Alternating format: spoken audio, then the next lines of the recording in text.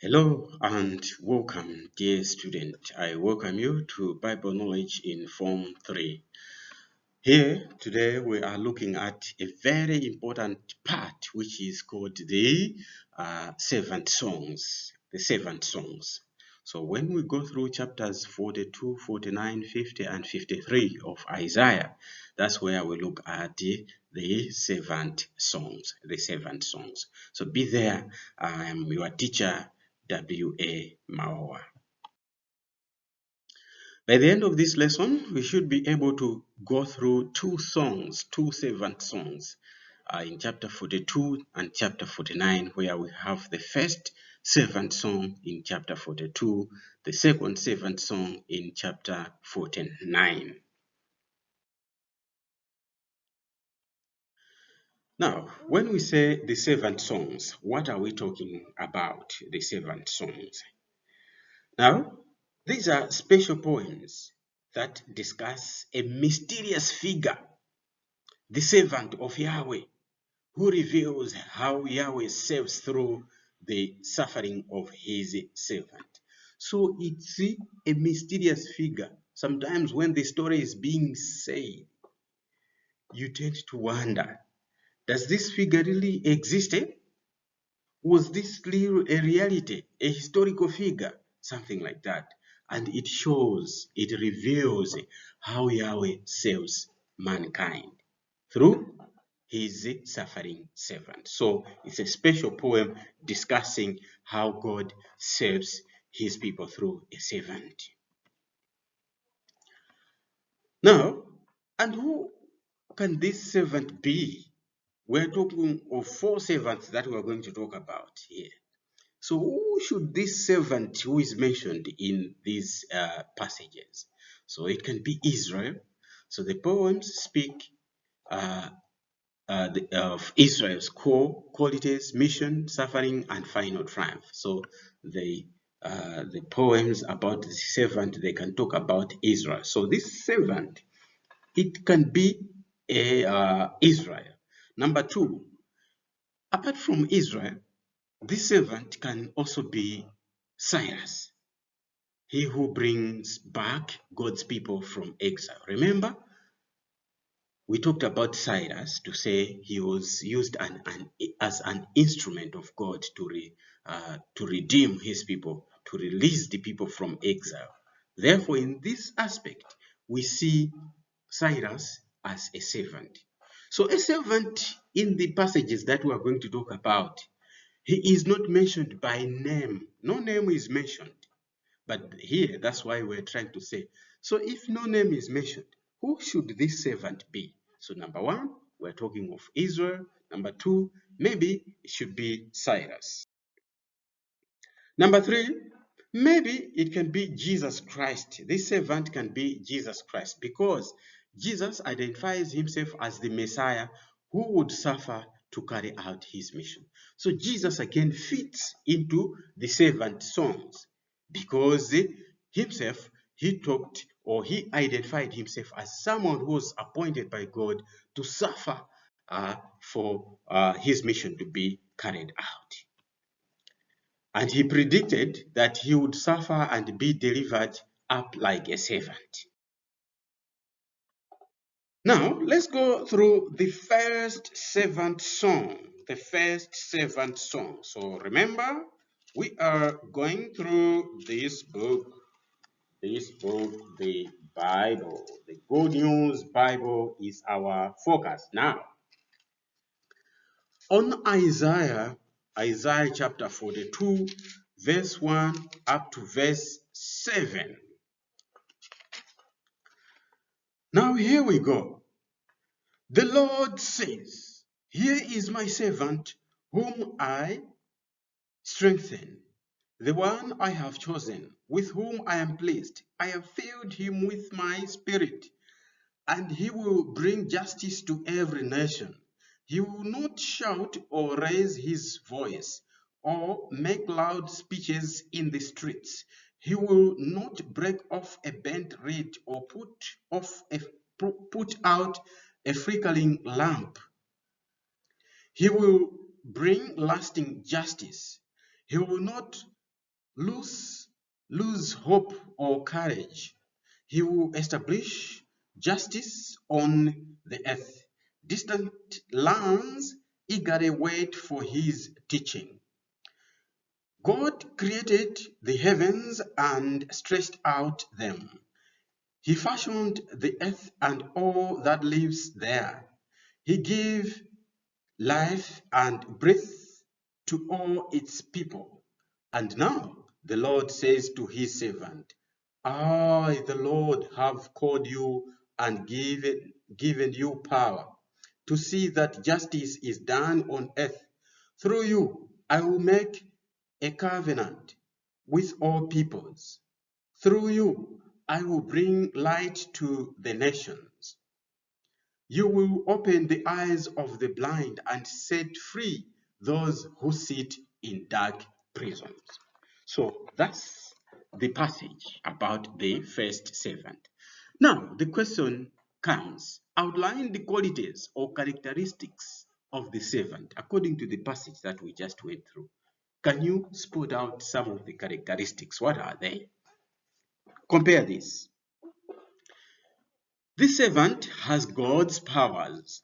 He is filled with God's spirit. He is gentle in that he does not complain about his condition. Look at that. Those are the characteristics. He has God's powers. It's mentioned there. He is filled with God's spirit. He is gentle and he is not complaining about his condition. So you have to know about that. Apart from that, he is patient and compassionate to the weak, poor, and helpless. He is courageous in that he does not get discouraged by rejection. He is faithful and pleases God. His faith and obedience. He is faithful and obedient. And will bring justice to all nations. So we see this servant is patient and compassionate to the weak. He's feeling so compassionate. He's so merciful to the weak, to the poor, the helpless. And also he's courageous because he doesn't get discouraged when people reject him. And he is faithful and he pleases God with his faith and obedience. And he is there to bring justice to all the nations. These are the characteristics of the servant, the first servant. Now, explain how the servant is prepared for his work, for his future task. So how is this servant prepared? God has filled him with his spirit. God has strengthened him. God has given him power. So we see how is this prepared? We have just read that he is filled with God's spirit. God has given him power and God has strengthened him. So we see there he is not discouraged because he is well prepared servant. And what is astonishing about this servant?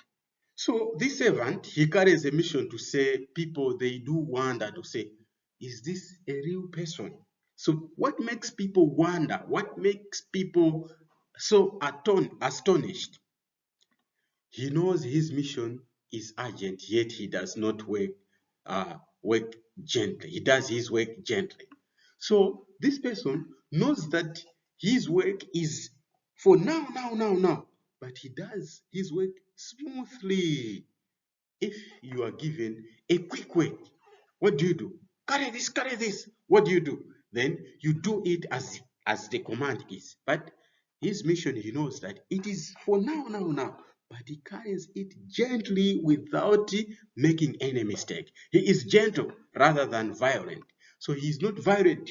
He's not carrying his mission violently to say, come here, hey, let's do this. No, he is just gentle in his way. So people, they do wonder. They are astonished with how this servant is working. He does not lose hope, though it seems that his work is fruitless. As he's working gently with the work that is supposed to be done now, then we see to it that he is facing rejection, but he's not losing any hope. So this makes the people astonished or wonder. And what is the mission of this servant? To bring justice to every nation with patience and compassion. So his mission, the mission of this servant, is to bring justice to all the nation, every nation, and with patience and compassion. What is the meaning of justice, therefore? He is there to bring justice. What is justice? So justice is truth. Justice is true religion. And justice is obedience to God's law, especially the laws protecting the poor. So carrying out the truth. True religion, true worship of God, and obedience to the laws of God. That is justice. And what is the task of this servant? Mission to bring justice. The task, what is he going to do now in order to bring justice? So we see that to bring justice to every nation, to bring light to all nations, to open the eyes of the blind, and setting free those in dark prisons. So we see here, he is bringing light, he is bringing justice, he is opening the eyes of the blind. What does that mean? It means that he is bringing the truth, just as we have said. What is justice? Is true religion. The truth, yeah, doing things that will make everyone to be free, to act freely, and setting free those in dark prisons. Those in dark prisons here, it means those in bondage. They don't know the truth. They are oppressed because of injustice. How does Jesus fit in as the first servant? Therefore, here we have said, we have talked about Israel can be the servant, Cyrus can be the servant, and Jesus can also be the servant. Now, when we have looked at the characteristics, basing on the characteristics, the mission, and the task of this servant, the first servant, how therefore does Jesus fit in to this first servant? So we see here that during presentation in the temple, Simeon said that Jesus would bring light to the nations. Remember, the task of the servant, first servant, is to open the eyes of the blind, to bring light to the nation. Now, when Jesus was presented to the temple, then Simeon, who was there, he said, oh, this baby is going to bring the light to the nation. Therefore, Jesus fits very well to become the first servant. During baptism, Jesus was declared God's dear son, with whom God is pleased. So we see that during baptism, it was mentioned that Jesus is God's dear son, and God is pleased with him. Therefore, we see that he fits into the first servant. At Nazareth, Jesus announced that the Spirit of the Lord was upon him to proclaim liberty to the prisoners. Exactly the task that we have mentioned. One of the tasks is to free those who are in dark prisons. And Jesus himself also mentioned that I have come to set free, to set at liberty those who are in prison. Therefore, Jesus fits very well to be the first servant. And during transfiguration, when he was up there with the three disciples there, when he met with Moses and Elijah there, Jesus was declared as the chosen son of God. So there then we see that he fits also very well to be the first servant. Having looked at the first servant, we need now to go through the second servant. The second servant. So the second servant comes from chapter 49. Now let's go through chapter 49 from verse 1 to verse 6. Here it reads, listen to me, distant nations, you people who live far away. Before I was born, the Lord chose me and appointed me to be his servant. He made my words as sharp as a sharp as sharp as a sword. With his own hand he protected me. He made me like an arrow, sharp and ready for use. He said to me, Israel, you are my servant. Because of you, people will praise me. I said, I have worked, but how hopeless it is. I have used up my strength, but have accomplished nothing. Yet I can trust the Lord to defend my case, my cause. He will reward me for what I do. Before I was born, the Lord appointed me. He made me his servant to bring back his people, to bring back the scattered people of Israel. The Lord gives me honor. He is the source of my strength. The Lord said to me, I have a greater task for you, my servant. Not only will you restore to greatness the people of Israel who have survived, but I will also make you a light to the nations, so that all the world may be saved. So this is the second servant.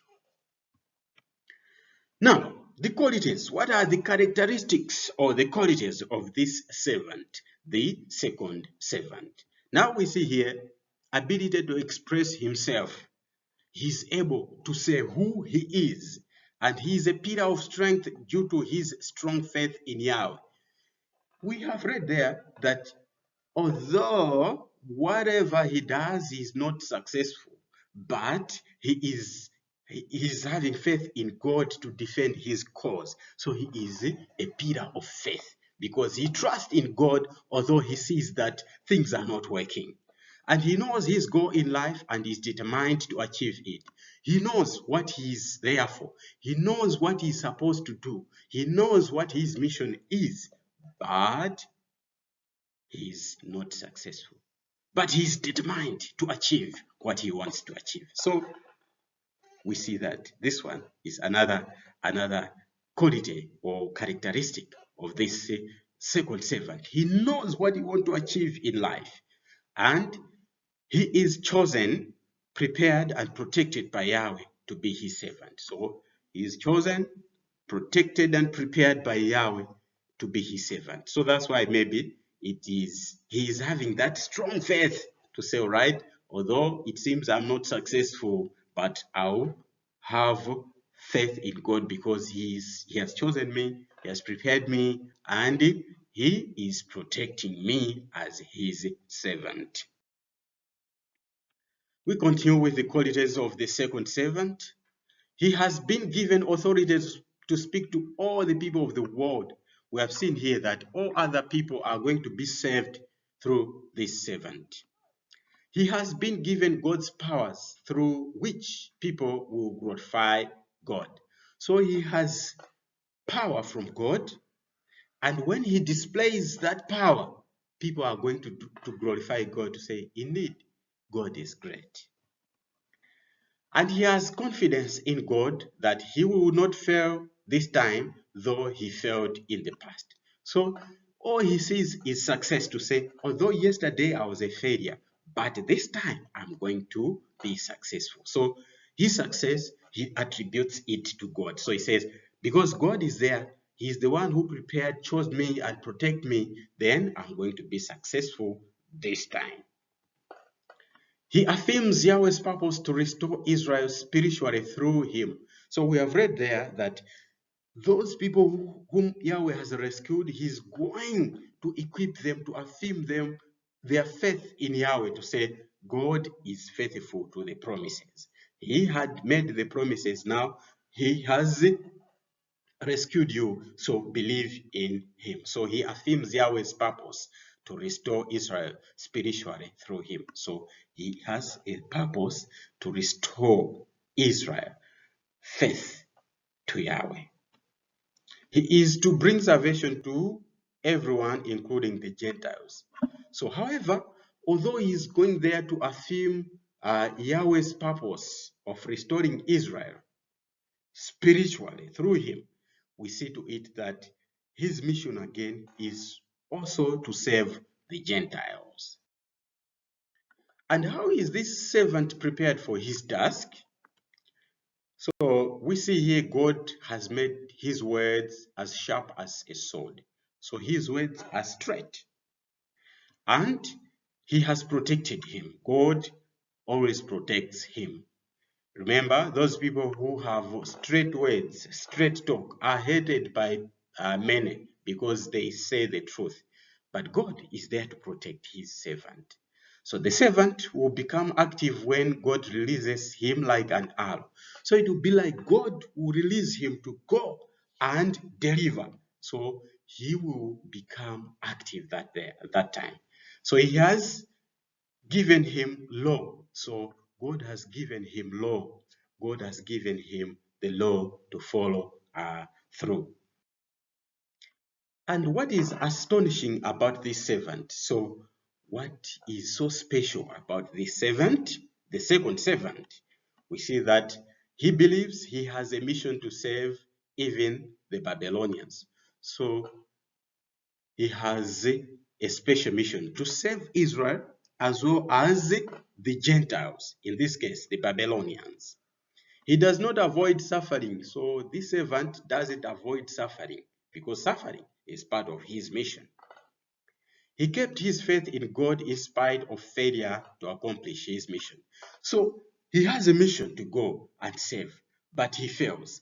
But he still has faith in God to say, right, God has a mission with me. I have a mission to carry out to fulfill God's purpose. But although I failed, but I'm going to be successful. Now suggest the reasons why the second servant kept his faith in God despite failure. Not many people have faith in God when they fail. They pray, they go to church, but they fail. They are not successful. But this second servant, he still kept his faith. So what kept his faith in God? He was appointed by God before he was born. So he was chosen before he was born. And the Lord gave him power. So God gave him power. To this, therefore, his faith was stand still or was steadfast. And the Lord is the source of his strength. So him as a person, he doesn't have power. So he knew that although I worked as a person, I'm subject to failure. But this work I am working is the work of God who doesn't fail. Therefore, he keeps on his faith and he keeps on accomplishing his mission. And what is the mission of the second servant? What is the mission? Bringing the lost Jews back to God.